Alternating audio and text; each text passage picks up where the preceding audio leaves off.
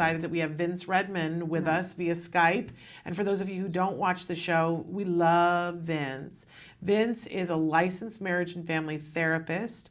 And he, not only is he that, and that's a fabulous thing, something we need, but Vince started his career as a behavioral therapist, so he understands ABA, which I think is just such a vital thing. And on top of all those things, Vince is the head of Card Family Services, which is all the good and extra things that make sense that families need. So we love having Vince with us on a monthly basis. And so Vince, thank you for being with us again today. My pleasure. Good morning. Good morning. You're looking all handsome and spiffy there in your plaid. And I asked today, I don't even know if I told you this, Nancy, that I asked if we could talk about resentment. There's all forms of resentment, though, on all sides. Which kind of resentment? Well, I just think that there's so much resentment when you have a child with autism, right? You know, there's resentment for the fund holders who don't, give the money up. We walk around with a lot of resentment for that. Right.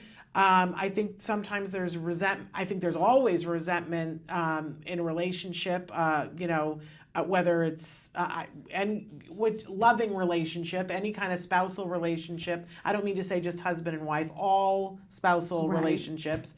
And I think sometimes I'm going through a thing right now where my kid resents me. Right. I'm going through that. Right. And I think sometimes we resent the whole thing, right? We resent having to be autism parents. Right. We see other people with typical children and we resent them because they have an easy life. Absolutely. And go, how did that happen? Right. How did every other people who have 8 kids and none of them are on the spectrum, and we have one and they're on the spectrum. Right. I think it's really easy to fall into the trap of resentment. So I asked Vince if we could talk a little bit about resentment and how we deal with that from both sides. How do we deal with it when we're the one that's feeling resentful, and how do we deal with it when somebody else is feeling resentful? Yeah. So that's a big topic. That's a lot. Where do you want to dig in there? That's a very open-ended topic. I mean, there's a lot to thought. I mean, and the first thing to understand is part of that is very reasonable and very understanding and very normal to be able to, or to feel the resentment and to feel those feelings, because like you said, there's a lot of things that happen, either it be the relationship between the parents and the child, or it be a parent and a parent, or it be a parent and another loved one, a grandparent, an aunt, an uncle, what have you, or again, like you were saying, extending it to neighbors, friends, and colleagues. There's a lot of different emotions that play into this, and the key to this is emotions, right? Resentment is a direct link to your emotional reactivity to certain stimuli, to certain things. Again, seeing another typically developing child, there's feelings that are raised, or a parent that doesn't really understand the trials and tribulations that a parent with an autistic child has to go through. There's these emotional reactions to this. And so the key to resentment is 2 things. One is understanding it and where it comes from, and then 2, how to mediate it, how to cope with it.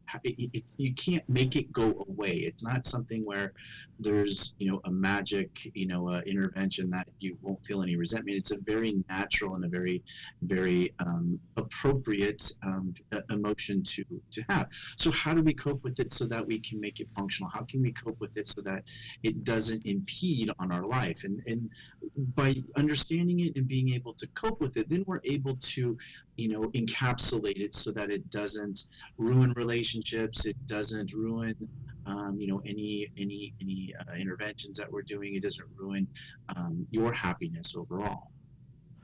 And so one of the things that jumps out at me, because I always want to have a resentment-ectomy. Like, I just want to be able to cut it. I want to go to somebody and have it cut off and removed, like a mole that we don't like. Yeah. You know what I mean? And just so you're saying that's not a possibility, that we've got to accept that it's there. But then, Vince, I am not good at moving it into something that's productive.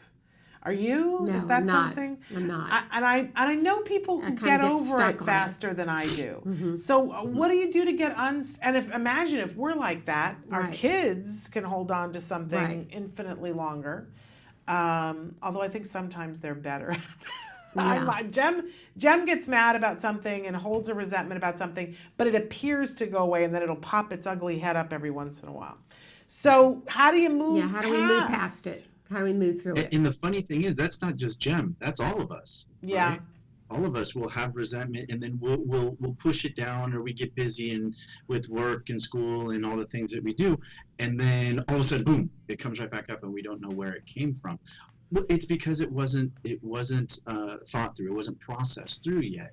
And what you were saying, Jen, that's actually what we do want to do. We do want to have interventions to where we can take the emotion from here and get it to here, right? When we can get it into our mind, we can reason and logic through things, understand things, right? And that's why I had paired it into the two things of understanding and coping. Because when we can get the emotional reactivity to our minds in a calm state, we're able to then understand and reason that this it isn't something to be upset about, or this isn't something that they might have done to us on purpose, right? Again, we're resentful of maybe another experience that someone else is experiencing. It's not a purposeful act on us, even though we still feel that feeling. So what we need to do is come up with different exercises, which, I mean, I know it changes per person, but different things to help, calm ourselves, reduce our anxieties, reduce our emotional reactivity, so that we can then get it to reason. We can get it to where we can think through things. And then as soon as we process it, we're able to move on. We're able to do other things. Breathing exercises, controlled breathing exercises, visual imagery, those types of things, physical activity. Those are all very good ways to regulate your emotions, so that your anxiety goes down, blood pressure goes down, breathing, slows down, and then we're able to think and process a lot better. Now, I'm going to interrupt you 1 second, Vince, because we had a lovely Sure. comment come in from Holly. She says, that goes right along with what you're saying. She says, I try to remember that everyone has a different path. For example, my child is completely nonverbal, but he walks. And she has a smiley face. She says, my child won't eat anything except waffles for the most part, but he doesn't require a feeding tube, and then a smiley face. So she's turning Perspective. turning it around and remembering what to be What grateful to be for, which grateful I think for. goes right exactly. It's Right. it's reasoning through it and going, Exactly. okay, may have Right. not have this, but I have this. Yeah. Yeah, I love that, Holly. Thank you. And I'm sure Holly, and that's fantastic. And I'm sure Holly is able to control, has that same reaction that we all do, but she's learned, and she's over time, to how to calm herself, right? How to regulate her breathing, how to regulate her emotions, so that she's then able to think of those things, which is fantastic. And I think that's been very successful. Yeah, and I think when I'm my highest self, Mm-hmm. when I've taken a moment to take a breath, I can get to all the things that I'm That you're grateful grateful for. But sometimes I'm not my highest self, and sometimes I would like to teach this more to my child too, to deal with it. But you can't give away what you don't have. No. Right? So in the moment, maybe some, as you were saying, Vince, some breathing exercises to get us calm enough so that we can get to this moment, to our highest self. It seems as though gratitude is almost the opposite of resentment. Right.